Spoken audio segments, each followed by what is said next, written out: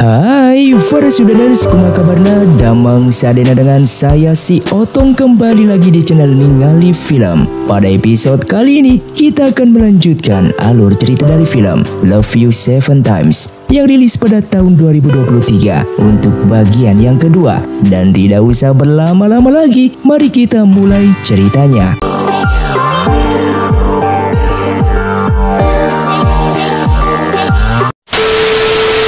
Film pun dilanjutkan dengan diperlihatkannya Xiu Ming yang masih memikirkan keadaan Xiang Yun yang sebelumnya masuk ke dalam sungai. Kemudian datang pelayan yang membawakan obat untuknya.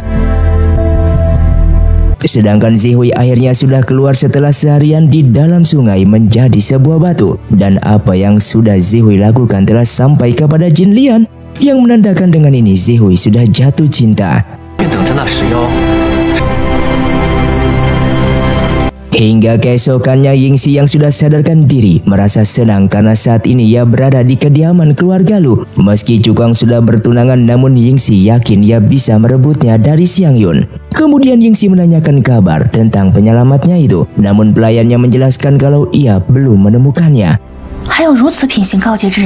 Sementara itu Zihui yang belum membersihkan badannya langsung mencari Yingxi di penginapan. Namun ia mendapatkan informasi dari pelayan di sana kalau Yingxi sudah keluar dari penginapan ini. Kemudian Zihui pun langsung menemui Xiang Yun, namun terlihat wajahnya yang begitu sedih karena kehilangan Yingxi. Dan di sini Xiang Yun memberitahukannya kalau saat ini Yingxi ada di kediaman keluarga Lu, yang membuat Zihui semakin bersedih. Dengan waktu bersamaan Cukong yang masih merasa sakit pada lengannya, dan padahal besok ia harus mengikuti pertandingan dalam pemilihan guru muda. Lalu datanglah Yingxi ke sana dengan menjelaskan kalau ia menemuinya untuk belajar kepada Cukong. Namun di sini Cukong yang mendengar itu pun langsung memberikan banyak buku kepadanya agar Yingxi tidak mengganggu dirinya. Keesokan harinya, di mana pertandingan pun diadakan, dan Xiang Yun juga datang ke sana untuk menonton Cukong bertanding. Kemudian sang kaisar pun datang ke arena dengan menyampaikan sebuah pesan kepada para peserta, di mana meskipun peserta tidak terpilih nantinya, setidaknya mereka bisa mendapatkan perhatian dari para putri yang sudah datang ke sini.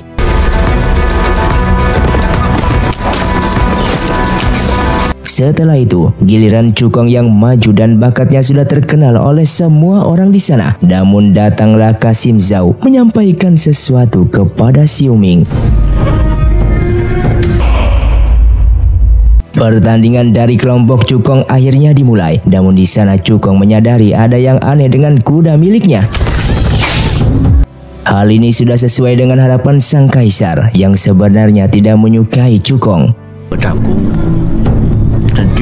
Namun Xiao Ming tidak akan membiarkan Cukong menyembunyikan kehebatannya, sehingga ia membuat salah satu pilar di sana jatuh ke arah para putri, dan Cukong terpaksa menunjukkan kehebatannya agar para putri di sana tidak terkena pilar tersebut walaupun tangannya menjadi sakit. Bahkan hampir saja pilar itu terkena dirinya sendiri, dan beruntungnya Xiang Yun pun berhasil menyelamatkannya.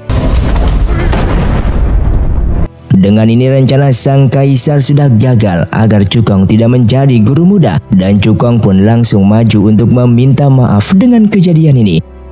Namun di sana sang kaisar berpura-pura memuji dengan yang sudah Cukong lakukan. Bahkan sang kaisar pada awalnya ingin membatalkan pemilihan guru muda ini, namun para pejabat di sana menganggap kalau Cukonglah yang pantas mendapatkan jabatan tersebut karena telah berhasil menyelamatkan para putri di sana. Sehingga sang kaisar pun terpaksa memilih Cukong yang menjadi guru muda untuk pangeran. Setelah acara itu selesai, Lu Liang pun mendapatkan titah dari sang Kasim dengan memberitahukan kalau di perbatasan ada serangan dari para bandit, dan ayahnya Cukong tidak ada pilihan lain selain ia harus menerima perintah tersebut untuk ke sana. Sementara itu Xiang Yun yang sedang dimarahi oleh ayahnya karena hampir saja tadi celaka dan menyuruhnya untuk kembali pulang ke rumah. Namun Xiang Yun merasa tidak bersalah dengan apa yang ia lakukan karena telah menyelamatkan Cukong. Dan di sini Cukong pun meminta Xiang Yun pergi bersama ayahnya tersebut karena ia yang tidak ingin Xiang Yun terluka jika bersama dirinya, karena ia tahu ada seseorang yang berniat ingin membunuhnya dan ia tidak ingin Xiang Yun terlibat dalam hal ini. Di sisi lain, terlihat para dewa yang sedang asik melihat kehidupan Xiang Yun dan Cukong, dan para dewa yakin hubungan cinta mereka berdua akan membuat semua orang terharu, sehingga Dewa Lian pun bangga dengan buku takdir yang sudah ia tulis. Hingga datanglah Kaisar Langit ke sana yang membuat mereka mencari kesibukan masing-masing. Sementara itu Cukong ingin membicarakan sesuatu dengan ayahnya, di mana ia ingin membatalkan rencana pernikahannya dengan Xiang Yun, dan ia melakukan ini demi melindunginya karena ia yakin setelah ia menjadi guru muda pangeran, maka ia bersama keluarganya akan mendapatkan ancaman dan serangan dari pihak yang tidak menyukai dirinya.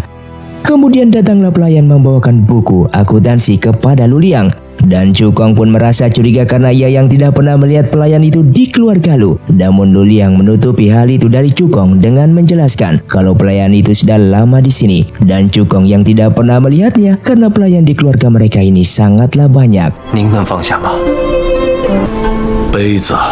Kemudian di saat sang ayah akan menuangkan teh untuk Cukong, seketika ia pun melamun hingga airnya tumpah melukai tangan anaknya tersebut. Dan di sini Cukong pun merasa kalau ayahnya ini sedang ketakutan dan menutupi masalah yang telah dihadapinya. Oleh karena itu, Cukong pun meminta pengawal pribadinya itu untuk mengumpulkan semua buku akuntansi selama 10 tahun terakhir ini. Terlihat Cukong yang sudah memeriksa buku itu hingga pagi, namun ia belum menemukan sesuatu yang ia cari. Di saat itu bertepatan dengan hari pelatihan para pangeran, dan tak lama kemudian Cukong pun akhirnya tiba di sana. Di sini Xiao Wen langsung menghina Xiao Ming di depan Cukong dengan mengatakan kalau Xiao Ming merupakan pangeran yang tidak berbakat karena sakit-sakitan. Namun Cukong justru ingin melihat kemampuannya tersebut dengan memberikan panah kepadanya. Di sana Xiao Ming memamerkan sapu tangan yang diberikan oleh Xiang Yun. Namun Cukong menjawabnya dengan santai dan langsung melepaskan sapu tangan itu agar Xiao Ming menjadi fokus.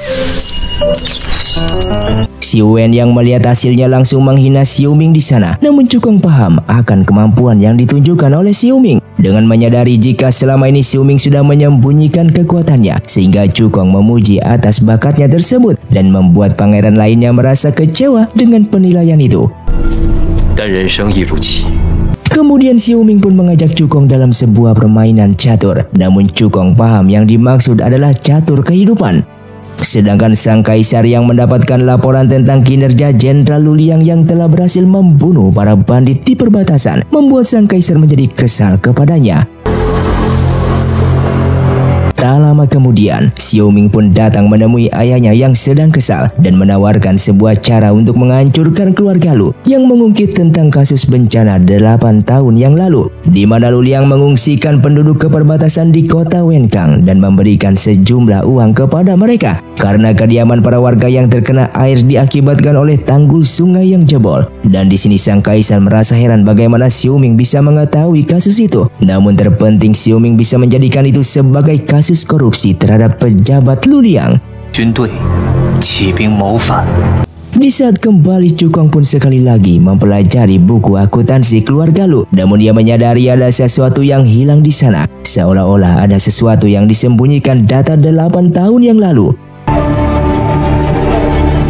Sementara itu Xiang Yun saat ini sedang dilarang keluar rumah. Di sana Xiang Yun terus menanti kedatangan Cukong hingga datang pelayannya yang mengabarkan kalau Cukong saat ini sangatlah sibuk. Dan kemudian Xiang Yun pun memanggil Zihui dan memberikan tugas kepadanya untuk pergi ke kediaman Lu. Namun di saat sampai di sana, Zihui bertemu dengan Yingxi dan malah berakhir mendapatkan marah karena apa yang sudah Zihui lakukan sebelumnya telah menjebak dirinya.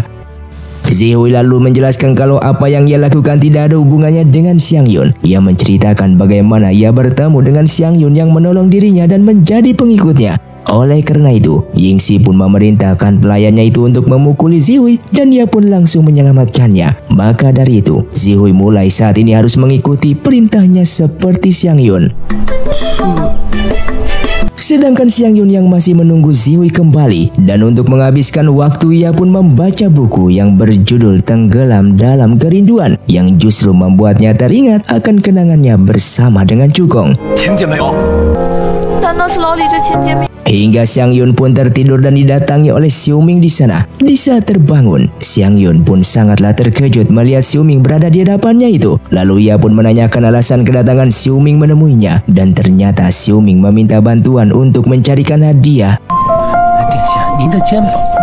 Sedangkan saat ini Cukong yang terus mencari data yang disembunyikan karena ia yakin ayahnya menyembunyikan sesuatu darinya. Kembali kepada Xiang Yun dan Xiu Ming yang sedang berbelanja mainan tradisional di pasar, hingga mereka sampai di toko ukiran yang dulu pernah ia datangi dan mengingatkannya kembali kepada Cukong. Lalu ia pun sekali lagi menemukan mainan yang menarik, dan Xiu Ming di sana mengajari Xiang Yun bagaimana cara menggunakannya, hingga sekali lagi Xiang Yun pun teringat kembali kepada Cukong. Singkatnya mereka pun sudah selesai berbelanja. Di sini Xiu Ming menanyakan tentang boneka harimau dan babi yang Xiang Yun beli. Lalu Xiang Yun pun menjelaskan kalau babi itu seperti Cukong.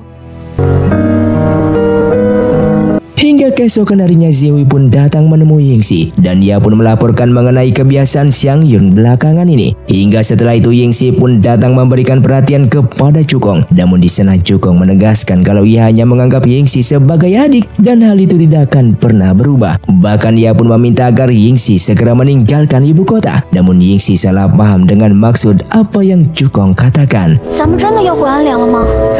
Di kediaman Song, orang tua Xiang Yun sedang membicarakan masalah keluarga Lu, dan di saat itu juga Xiang Yun tanpa sengaja mendengar pembicaraan tersebut. Di saat di rumahnya, Cukong yang masih terus memikirkan masalahnya, yang ternyata di saat itu juga Xiang Yun sedang menyusup ke kamarnya. Di sini Cukong meminta agar Xiang Yun menuruti perkataan ayahnya tersebut dan meminta agar tidak mengganggu urusannya lagi. Ia juga memberikan surat pembatalan rencana pernikahannya kepada Xiang Yun, dan di sini Xiang Yun sudah tahu kalau keluarga Lu sedang terlibat dalam masalah, dan apa yang Cukong lakukan hanya untuk membohonginya saja. Namun Cukong di sana menegaskan kalau ia bersungguh-sungguh, bahkan mengatakan kalau ia bersama Xiang Yun sudah tidak ada hubungan lagi, dan hal itu ia lakukan agar Xiang Yun percaya.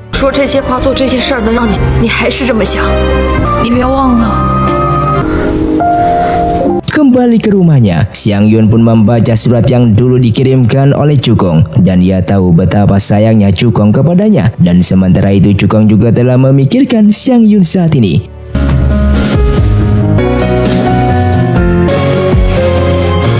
Dokumen untuk menjebak Lu yang sudah disiapkan oleh Xiu Ming, dan juga menyarankan agar tugas penggeledahan diberikan kepada Qin Wen yang merupakan komandan pengawal kerajaan sekaligus ayahnya Xiang Yun dari keluarga Song, agar pasukan keluarga Lu tidak bergabung dengan keluarga Song. Dan mendengar rencana itu, Kaisar pun baru tahu akan kemampuan dari Xiu Ming.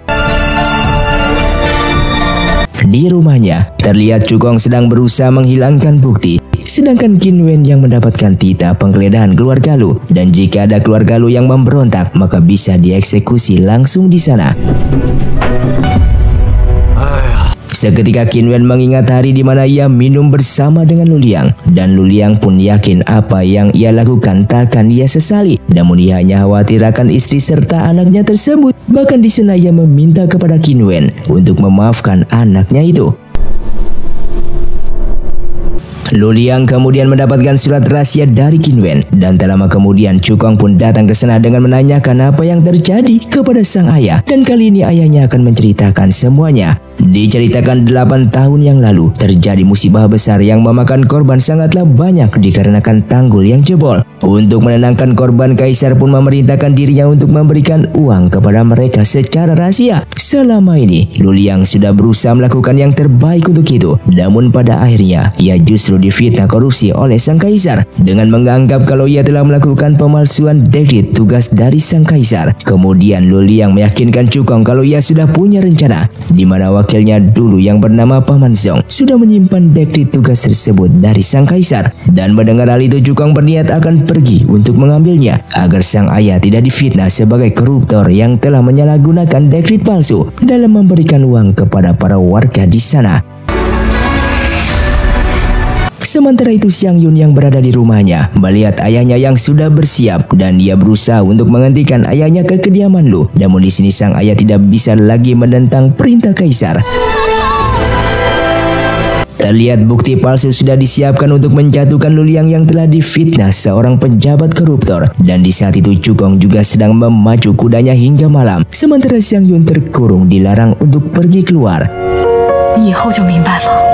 Lalu ibunya pun meyakinkan kalau ayahnya terpaksa melakukan ini. Dan suatu hari nanti Xiang Yun ini akan mengerti. Namun Xiang Yun cemas akan keselamatan Cukong. Meskipun Xiang Yun ingin pergi, namun ibunya merasa tidak ada yang bisa Xiang Yun lakukan.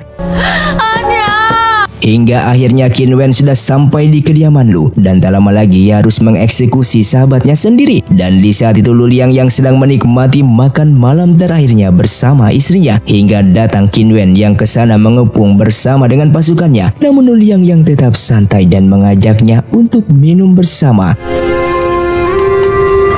Di sini Lu Liang penasaran siapa yang sebenarnya ingin menjebaknya, sehingga penggeledahan pun dilakukan di seluruh sudut, namun ia tidak ditemukan bukti apapun di sana. Tak lama kemudian datang Letnan Feng bersama dengan pasukannya, dan ia datang untuk melakukan penggeledahan ulang.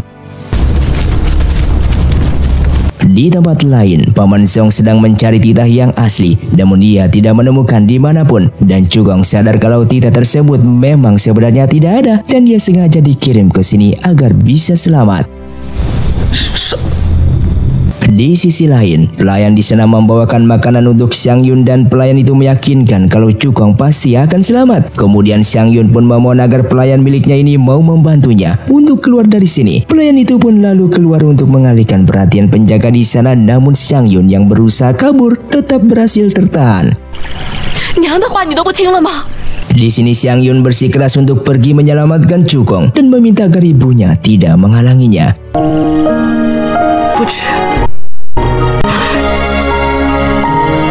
Xiao Ming yang sedang di istana hanya menunggu hasil pertunjukan itu, dan bukti dekret palsu itu pun ditemukan oleh pasukan milik Letnan Feng. Namun Lu Lian yang merasa Letnan Feng tidak perlu mencari tahu bukti dekret itu asli atau palsu, karena ia sadar jika ia sudah dijebak oleh seseorang, dan karena kaisar ingin ia mati, maka ia pun akan menerimanya. Setelah itu ia pun mengeluarkan sebuah pedang miliknya yang selalu ia pakai untuk berperang demi kerajaan ini, dan ia akan gunakan kembali untuk kematiannya.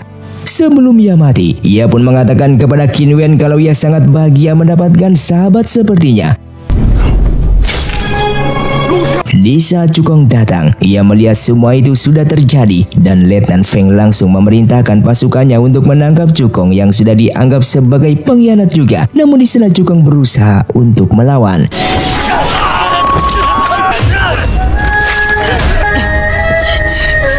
Setelah itu Letnan Feng sudah berniat untuk membunuh Cukong yang tidak bisa berkutik apapun. Namun ibunya tidak bisa membiarkan anaknya mati di sana, yang berakhir ia sendiri juga akan mati di tangan Letnan Feng. Di waktu yang ada itu, Xiang Yun pun datang membuatnya kekacauan dan memanfaatkan kesempatan itu untuk membawa Cukong pergi. Lu Feng,你快上车啊！ Namun di depan gerbang sudah ada ayahnya yang menahan Xiang Yun pergi, dan Xiang Yun menjelaskan kalau ia tidak bisa membiarkan Cukong mati karena ia tidak bisa hidup sendiri tanpa Cukong. Yang akhirnya ayahnya pun membiarkan Xiang Yun untuk pergi dari sana. Di sana Xiang Yun pun turun dari kereta dan sujud kepada ayahnya. Lalu ia pun berjanji kalau kelak pasti ia akan membalaskan budi ini di kehidupan berikutnya.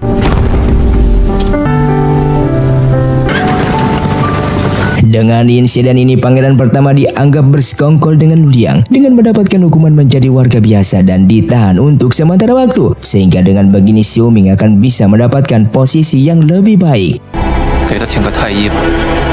Sedangkan pasukan baju hitam gagal membunuh Cukong. Orang itu berjanji ia pasti akan segera membunuh Cukong agar rencana cobaan cintanya gagal.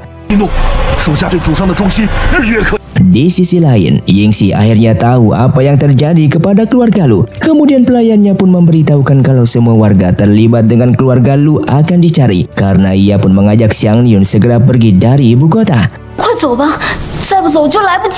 Hingga keesokan harinya, Zihui yang melihat pasukan kerajaan sedang mencari buronan, dan salah satunya adalah Xiang Yun yang merupakan target mereka. Sementara itu Xiaoming yang datang untuk menjenguk Qin Wen, dan saat ini Cukong dituduh keluar dengan menculiknya, dan Qin Wen pun memang merasa tidak masalah dengan itu. Hanya saja ia merasa bersalah dalam melepaskan pengkhianat tersebut. Namun Xiaoming yakin kalau mereka akan segera ditemukan.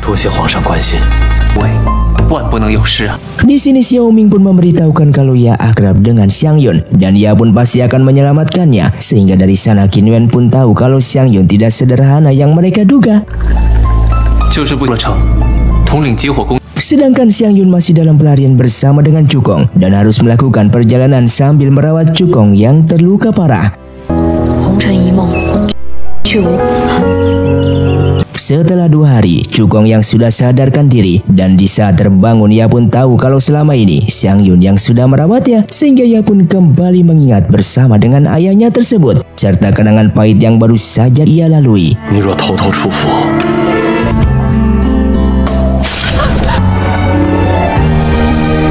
Xiang Yun kemudian melihat Cukong yang sedang menderita karena kehilangan keluarganya, dan kini ia akhirnya paham bagaimana manusia yang memiliki keluarga, karena selama ini Dewa tidak pernah tahu dan merasakan akan kehilangan seseorang yang sangat dicintainya.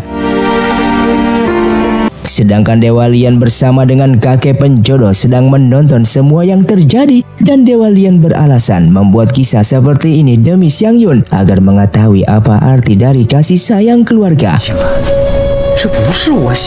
Kemudian Cukong pun berniat akan pergi meninggalkan Xiang Yun dan ia memintanya agar mereka berjalan masing-masing. Namun Xiang Yun memutuskan untuk mengikutinya.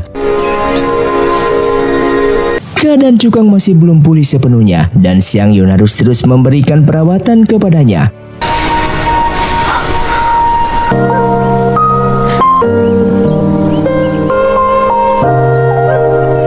Di perbatasan kota, terlihat banyak prajurit yang menjaga di sana dan mereka akan memeriksa setiap orang yang meninggalkan kota. Yang ternyata kereta itu dinaiki oleh Yingxi yang mencoba kabur, dan untungnya Zihui pun datang ke sana untuk menyelamatkan Yingxi dan membawanya ke rumah persembunyian yang sudah ia siapkan. Namun tiba-tiba keadaan Zihui sangatlah melemah.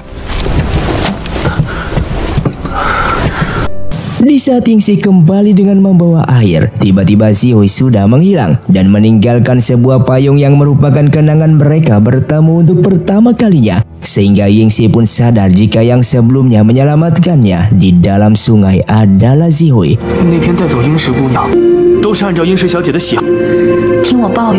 Mendengar semua itu, Zihui yang bersembunyi karena kembali ke bentuk batu Nua membuat cahaya semakin bersinar, dan ini menandakan rencana Jin Lian akan berhasil. Sedangkan Xiaoming pun datang ke tempat kaisar yang sedang sakit dan ia meminta para pelayan di sana pergi membiarkan dirinya sendiri. Lalu ia pun berniat akan mengambil alih ketika kaisar sakit. Dan kaisar di sana hanya diam saja karena sakitnya, walaupun sepertinya sang kaisar mencoba menghentikan Xiaoming. Xiaoming yang sudah lelah menunggu kabar Xiang Yun yang belum ditemukan, sehingga ia akan mengerahkan lebih banyak prajurit lagi.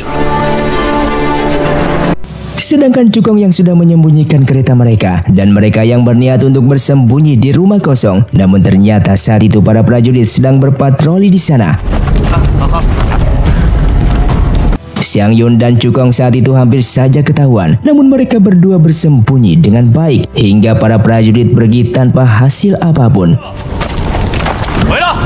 Di sini Cukong merasa kalau mereka takkan bisa terus bersembunyi. Namun Cukong yakin tempat paling bahaya merupakan yang paling aman. Karena itu ia ingin tinggal di sana sementara waktu. Hingga keesokannya mereka berdua pun berdandan seperti warga biasa. Sampai akhirnya Cukong membawa Xiang Yun ke sebuah penginapan. Di saat itulah Cukong hanya bisa menyewa satu kamar. Dan Xiang Yun pun langsung mengaku sebagai istrinya Cukong. Dan dengan ini mereka bisa tinggal di sana untuk sementara waktu.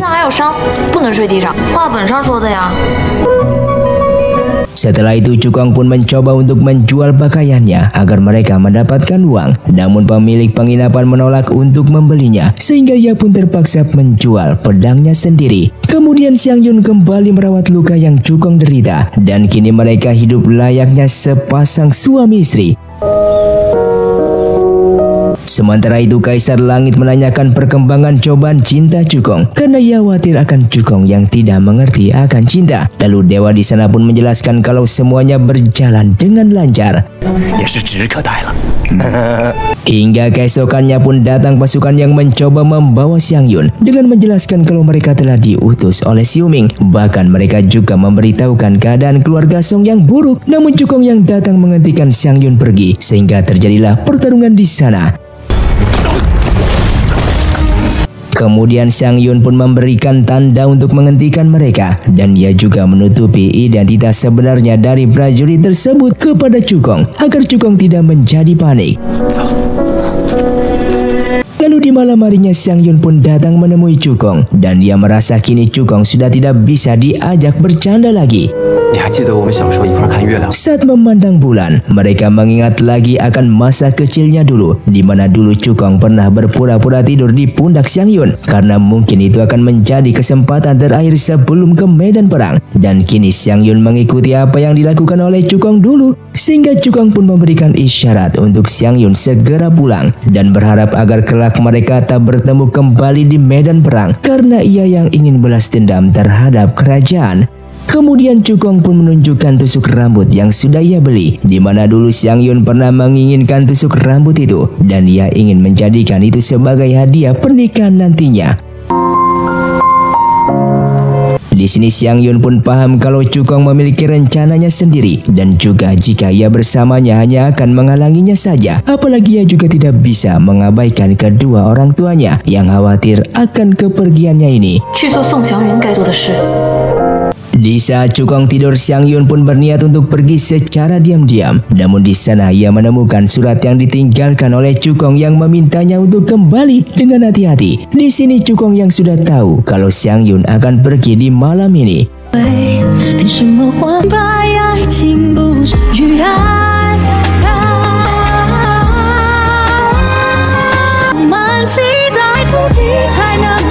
Keesokannya Cukong yang akan pergi dari penginapan justru dihentikan oleh pemilik penginapan yang memberikan pedangnya kembali karena pedang ini sudah dibeli oleh istrinya yang merupakan Xiang Yun, serta kuda yang sudah Xiang Yun siapkan untuk Cukong, serta sebuah pesan agar Cukong berhati-hati.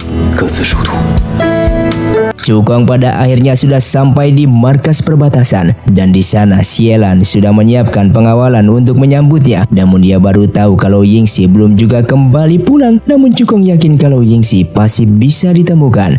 Terlihat dua komandan lainnya juga datang ke sana untuk menemui Cukong. Mereka menyesalkan atas kematian Lu Liang bersama istrinya. Untuk itu mereka akan membalaskan dendam tersebut.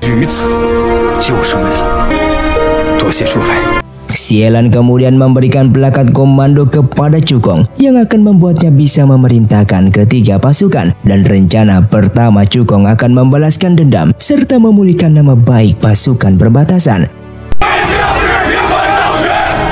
Di malam harinya, Xiang Yun akhirnya sudah kembali ke rumahnya dan ia pun langsung disambut oleh kedua orang tuanya. Bahkan ia juga menjelaskan kalau perpisahannya dengan Cukong agar ia tidak mengganggunya. Di sini Xiang Yun pun kemudian meminta maaf atas kematian pengawal milik Cukong kepada pelayannya. Namun pelayan itu tahu kalau Xiang Yun juga tidak bisa berbuat apapun. Xiang Yun lalu menanyakan apa yang sebenarnya sudah terjadi dan pelayannya pun menceritakan kalau Qin Wen jatuh sakit setelah kepergian Lu Liang. Bahkan ayahnya itu pun tertekan karena adanya rumor yang beredar kalau keluarga Lu dibantai karena keluarga Song miliknya tidak ingin disaingi oleh keluarga tersebut. Hingga keesokannya Xiang Yun datang ke istana untuk Xiu Ming dengan menanyakan bagaimana keadaan keluarga Song di mata istana. Dan Xiu Ming pun menjelaskan kalau banyak pejabat yang merasa keluarga Lu difitnah oleh keluarga Song karena kalah bersaing dalam reputasi. Sehingga kini banyak pejabat yang mulai memusuhinya, yang mungkin kejatuhan keluarga Song tidak akan lama lagi. 以我在朝中的威望。 Xiang Yun pun merasa cemas dengan ayahnya yang menderita, sehingga Xiao Ming pun menawarkan cara untuk mengembalikan reputasi keluarga Song, yaitu dengan Xiang Yun menikah dengan dirinya. Setidaknya dengan begitu keluarga Song tidak akan berakhir terlalu buruk. 但愿你知道真相后。 Dengan Xiang Yun menerima pernikahan itu, membuat Xiao Ming menjadi senang, sehingga ia meminta Kasim Zhao memilihkan istana untuknya. Walaupun Kasim Zhao merasa kalau Xiang Yun tidak tulus dengan pernikahan ini, lalu Xiao Ming memberitahukannya untuk menyebarkan kabar pernikahan ini dan memastikan kabar tersebut sampai kepada perbatasan. Sedangkan akhirnya Zihui bisa kembali ke wujud manusianya. Ia pun menjelaskan kalau dirinya merupakan batu yang selama ini Yang Yingxi peluk, dan juga tentang dirinya merupakan siluman batu Nua. Sehingga dari sana Yingxi tahu kalau Zihui sudah mendengar apa yang ia katakan selama ini.